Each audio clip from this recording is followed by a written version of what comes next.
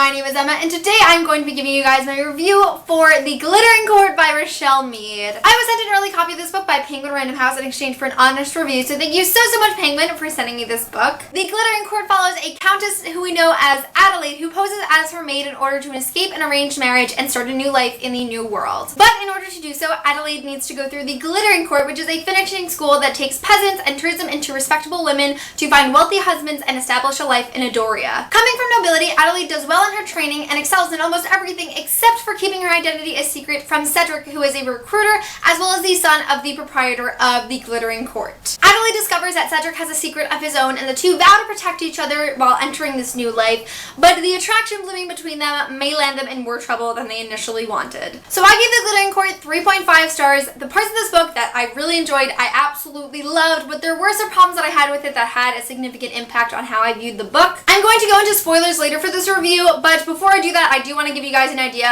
of the things that I did like and what I didn't like about this book. So you don't have to have read the book to watch the entire review, but I will give you a spoiler warning when I'm talking about the actual content. To get what I didn't like out of the way, I just felt the pacing in this book was very off. It's honestly just really fast paced, and I know that normally us as readers, we like fast paced books and we normally complain about the slow paced books, but a book where too many things are happening too quickly can honestly have the same detrimental effects that a slow paced book can have on how you view the book and your enjoyment of it. For example, I wouldn't really consider this a spoiler because I'm just giving you an overview of things that happened and not actually telling you what happened. In the first 150 pages of the book, Adelaide leaves her home, goes to the Glittering Court, finishes the Glittering Court, gets on a boat, and travels there for weeks and lands in Adoria. And at this point, we still have 250 pages left for things to happen. Maybe it just has to do with some unsatisfied expectations that I had for the book before starting it, but honestly, the pacing was just really off for me. I think it might just come down to the fact that I just wanted more. Like, I love Richelle Mead. She's one of my all-time favorite authors. I love her writing and I love her books, but it was really disappointing to see that a lot of scenes I felt were a little rushed and could have been developed a little more. On the contrary, my favorite parts of this book were by far everything that happened during the actual Glittering Court. Originally, I had anticipated that the entire book was going to take place just in the Glittering Court and the book was going to end after the Glittering Court was finished, but as I just told you, it doesn't happen that way. I just really loved watching these girls meet and interact and go through this training together, and I just thought all of the elegant finishing school aspects of this book were really well done. What I really enjoyed about this series is that we're watching Adelaide, who has always been privileged, struggle with these everyday tasks. I feel like in YA, there's a lot of books where we see the same story of the girl from the lower class that goes to the higher class and becomes nobility and royalty and whatnot, like The Selection or Red Queen. I just thought the concept of riches to rags instead of rags to riches was really interesting. Another really cool thing about this book is that it's based on actual history, but it's not considered historical fiction. Essentially, the world that the story is based on is the actual history of Britain colonizing America. So we have Britain being Osfried, where Adelaide is from, and America being Adoria, which is where they're traveling to, and there's actually even this group of people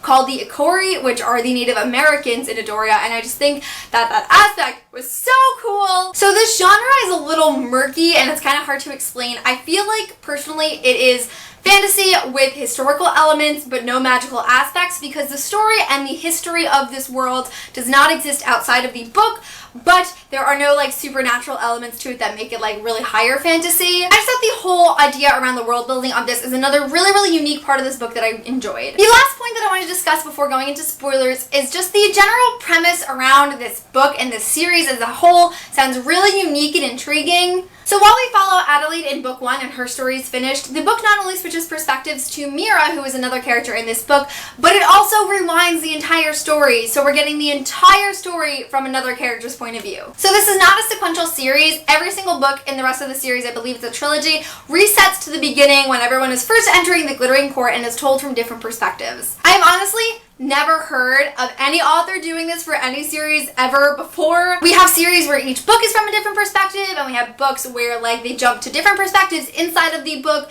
but I just really have to applaud Richelle Mead for taking such an uncharted risk in literature. When I had finished this story originally, like the last few pages got me so confused, and I'm like, there are so many questions here, like how on earth is this all going to be resolved? But as I was talking to Richelle Mead while I interviewed her this past BookCon, if you're interested in watching that interview, I will link it in the bio, I understand now that everything will be answered in due time. So while The Glittering Court itself was not like my favorite book of all time, even though I still enjoyed it, I'm really interested to see how the rest of the series is going to sit with me, knowing that each book is entirely from a different perspective of the same story. So that is it for the non-spoiler section of this video. I am going to jump into the actual concrete content of the book, and we're going to be talking about what actually happens. So if you haven't read The Glittering Court, first of all, I'd recommend going out, buying it, reading it, or renting it from the library, whatever you want to do. Get the book, read the book, and then come back and we can discuss it.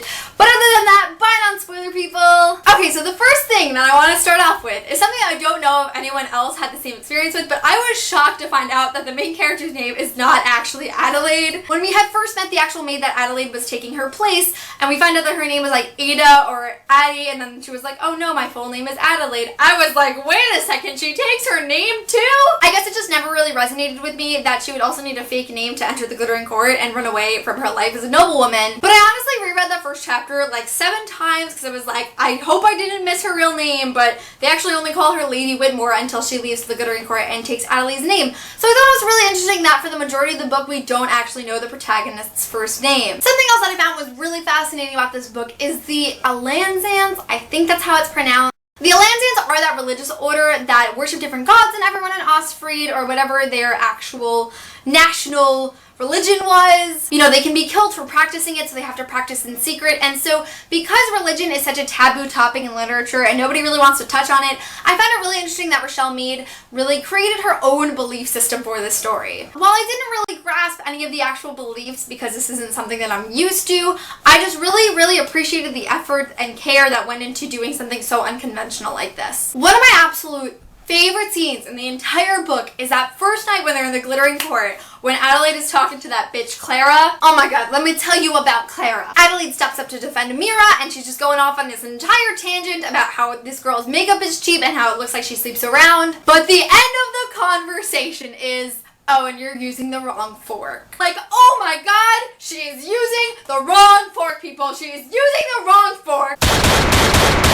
I just love how that is the end all. The worst insult is just, hey, you know, you look like a prostitute, but your knowledge of appropriate cutlery is dismal at best. And then Cedric steps up and is like, well, her grammar was perfect, so I see no issues here. Speaking of, I really enjoyed Cedric and Adelaide's relationship. At times, I felt like it was a little insta-lovey, but for the most part, it felt very realistic. There were just a lot of great, cute moments for Cedric and Adelaide throughout this entire book, like when he walks in on her getting dressed, and then she has to go sew it, and then he tries to help her sew. I just think they're super adorable, and I really liked how things developed between them. Honestly, it was really refreshing for me to see a couple try and be friends first and not jump into things and then develop feelings for each other along the way. Just really refreshing. To be honest, I was really shocked when they were just going at it with no care in the world, and then Clara walks in on them. Honestly, I thought it was a great plot twist because I had no idea where things were going to go from there. In the synopsis, they kind of suggest that like there's going to be trouble for them if they're found out, but I was so into the Glittering Court and everything that was going on at the moment that I just didn't focus on that, and I was like, wow! That being said, this was kind of the part of the book where everything started to really decline for me. I'm gonna get to that later when I talk about it at the end of the review, but honestly, I thought the reveal of their relationship was done very tastefully and very entertaining. Another thing about this book is that I didn't really feel attached to any of the characters. I mean, yes,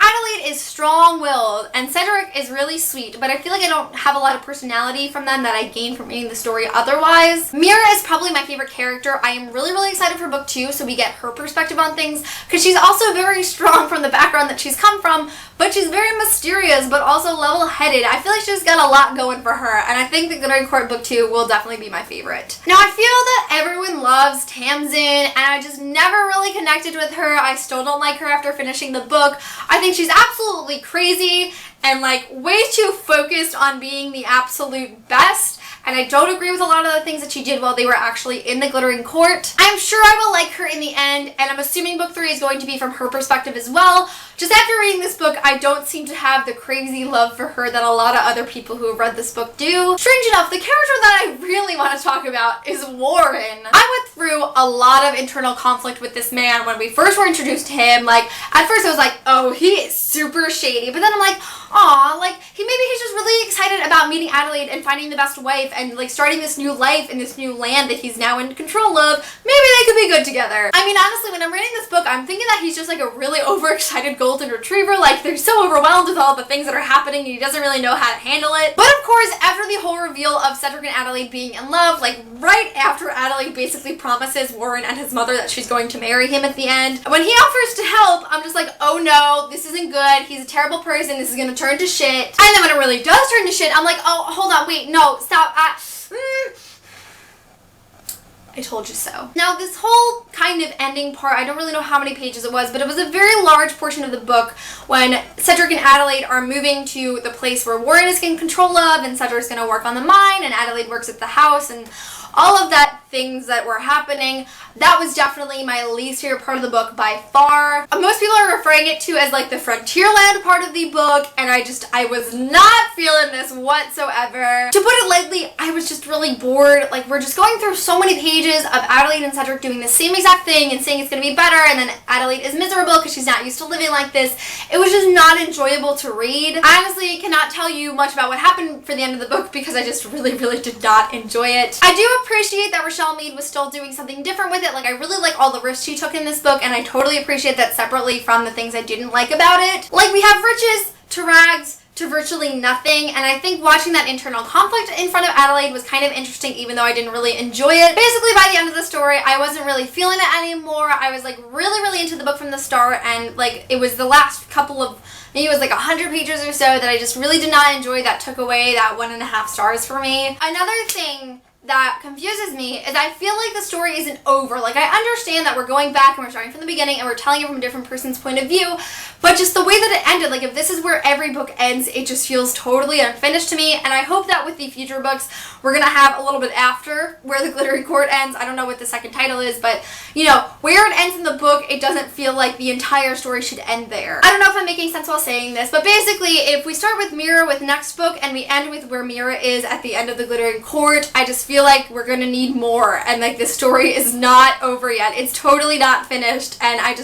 want more, RICHELLE MEAD. That's all I want. I just want more. It's a good thing that I want more because I love you and I love your books. I want more of an ending here. That's really it for my review of The Glittering Court by RICHELLE MEAD. I hope you guys enjoyed it. If you stuck with me this far, definitely let me know all of your thoughts on The Glittering Court below. We can talk about what we agree on and what we disagree on, and maybe some points that I didn't bring up in this review because I know I definitely did not include everything I originally wanted to. I am most definitely anticipating book 2. I think I'm going to like it much more now that I know what I'm really getting into, and I basically know the course of the story, but I'm so interested to see Mira's perspective on everything. That's it for this video. Thank you guys so much for watching, and I will see you soon for a new one. Bye!